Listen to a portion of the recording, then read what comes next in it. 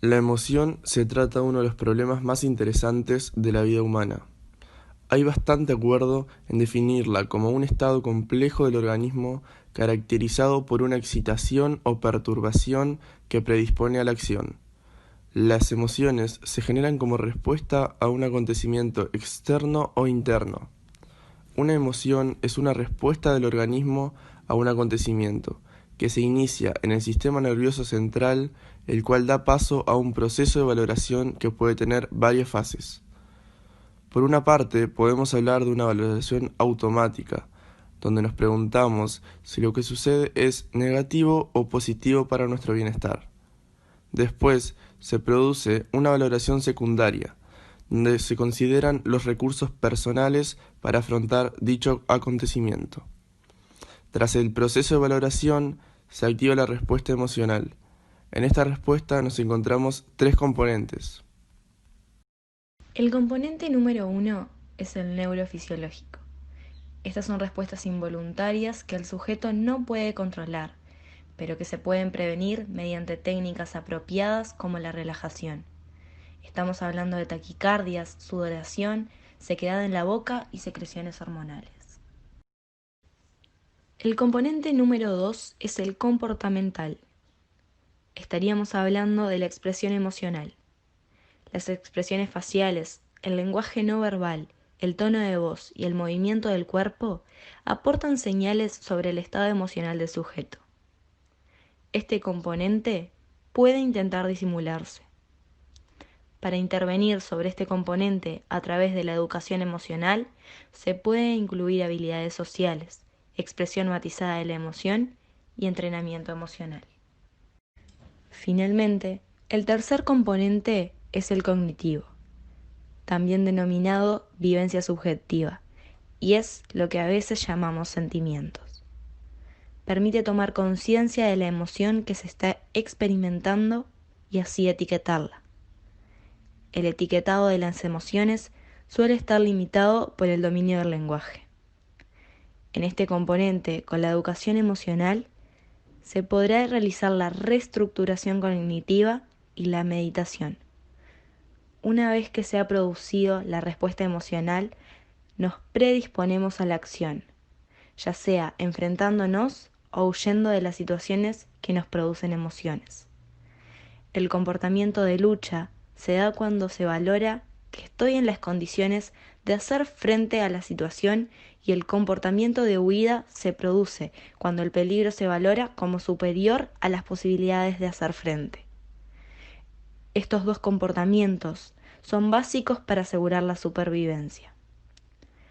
La emoción que en su origen y aún hoy debió ser el escudo protector máximo de la supervivencia biológica es también la que mantiene vivo y competitivo al hombre en su relación con los demás. El lenguaje de las emociones es por sí mismo y sin lugar a dudas muy importante para el bienestar del ser humano. Sin la emoción, el hombre ni siquiera podría soñar o hacer las cosas que sueña. Las emociones las podemos clasificar según la valoración del estímulo que activa la respuesta emocional y de la consecución o no de nuestro bienestar personal. Las emociones se pueden clasificar de la siguiente manera.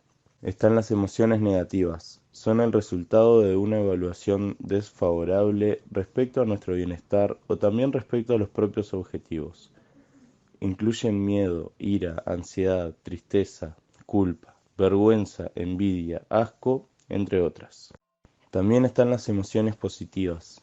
Son el resultado de una evaluación favorable respecto al logro de nuestro bienestar personal o respecto al logro de los objetivos o acercarse a ellos. Incluyen alegría, amor, afecto, felicidad, entre otras. Están las emociones ambiguas. Su estatus es equívoco. Depende de la situación. Pueden ser positivas o negativas. Incluyen sorpresa, esperanza, compasión y emociones estéticas.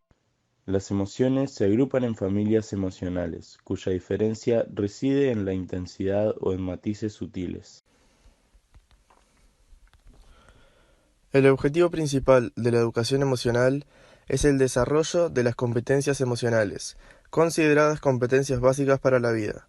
Entonces, educación emocional, según se puede definir, como el proceso educativo continuo y permanente que pretende potenciar el desarrollo de las competencias emocionales, como elemento esencial del desarrollo humano, con objeto de capacitarle para la vida y con la finalidad de aumentar el bienestar personal y social.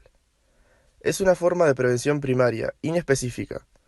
Según este objetivo, diríamos que competencia emocional es el conjunto de conocimientos, capacidades, habilidades y actitudes necesarias para tomar conciencia, comprender, expresar y regular de forma apropiada los fenómenos emocionales.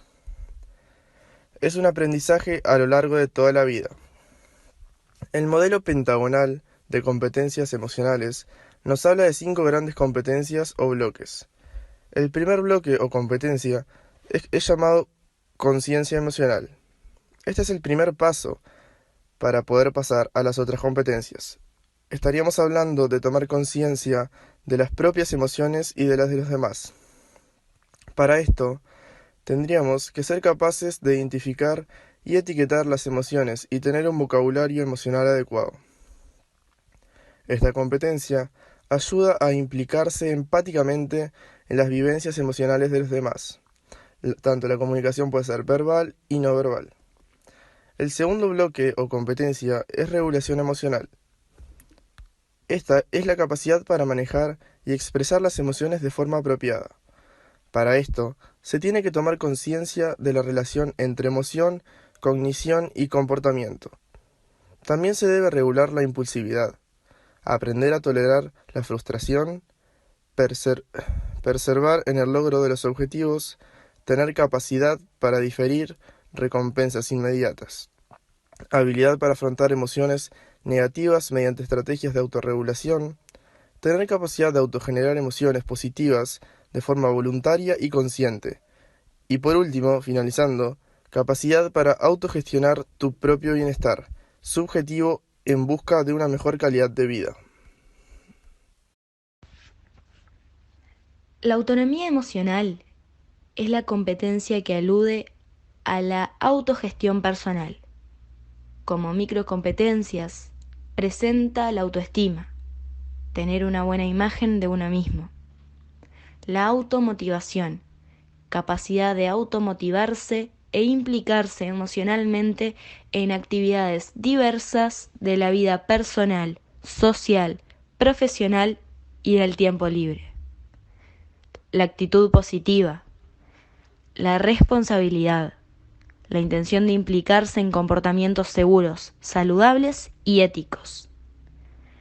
La autoeficacia emocional, donde la persona se percibe a sí mismo con la capacidad para sentirse como lo desea. En esencia, uno vive de acuerdo con su teoría personal sobre las emociones, sus propios valores morales. El análisis crítico de las normas sociales, la capacidad para evaluar críticamente los mensajes sociales y culturales relativos a las normas sociales y comportamientos personales. La resiliencia, la capacidad para afrontar las situaciones adversas que la vida pueda deparar. La competencia social es la capacidad para mantener buenas relaciones con otras personas. En este punto, las microcompetencias serían las siguientes. Dominar las habilidades sociales básicas, como el escuchar, el saludar, entre otras. Respetar a los demás, como aceptar y apreciar las diferencias individuales y grupales y valorar los derechos de todas las personas. Practicar la comunicación receptiva. Es la capacidad para atender a los demás tanto en la comunicación verbal y no verbal.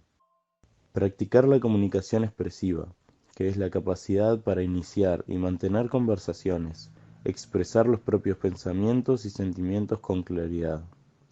Está el compartir emociones. El comportamiento prosocial y de cooperación, que es la capacidad para realizar acciones a favor de otras personas sin que lo hayan solicitado. También es la capacidad para guardar turno, mantener actitudes de amabilidad y respeto a los demás. La asertividad, que es la capacidad para defender y expresar los propios derechos, opiniones y sentimientos. Es hacer frente a la presión del grupo y evitar situaciones en las cuales uno puede verse coaccionado.